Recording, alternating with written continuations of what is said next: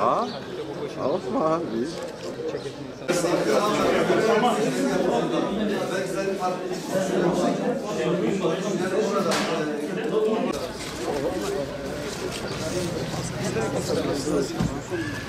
Örnek gösteriyoruz. Böyle bir millet işte, merhametli bir milletiz. İnsana değer veren bir milletiz. Kendi vatandaşlarımıza aynı sağlık düşünüyorsak göçmenlere de aynı şekilde bir adım daha ileri. Evet, bir adım daha ileri. Tabii daha ileri. Bir adım daha. Hayırlı olsun diyorum. Hayırlı olsun.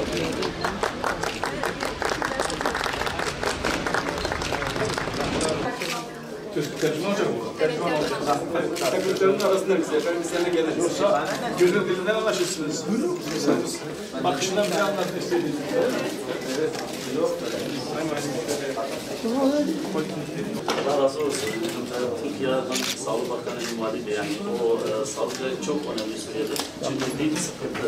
Yani mesela hepsi Türkçe bilmiyor, hepsi yani Türkçe bilmiyor, hepsi Arapça bilmiyor yani orada. Yani o sağlık hocaları kendisini anlatması açısından burada daha rahat geldiği zaman kendilerinde tercümanlar herkese burada Suriyeli memnun. Çocuklar da aynı. Her şöyle bakıyoruz zaten. Sağlık açısından Türkiye sağlık alanında çok ciddi zaten bir mesafe aldı. Dünyaya da örnek gösterilen bir ülke. Sağlık alanında yaptığı çalışmalarla ilgili. İnşallah bunlar artar, devam edecek. Sayın Valim, siz tanıştınız.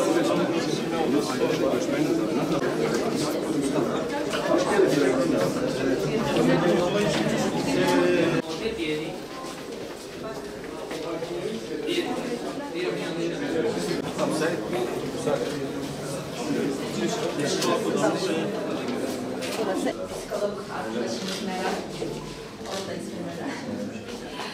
Burada kadınlara bir psikolojik destek sağlanmış oluyor. Psikolojik olarak zaten çok ihtiyaçları var. Bunlar zaten travma yaşıyorlar. Kadın merkezde işbirliği içerisinde sağlık merkezimizle beraber hem burada da göçmenlerimize yönelik, göçmen misafirlerimize yönelik Suriye'de özellikle burada bilgilendirmedir, cinseli bir danışma hizmetleri, sağlık hürmedir, aile planlamasıdır. Yani birçok şiddeti önlemedir, psikolojik destektir. Birçok alanlarda burada bir destek olacak. Yani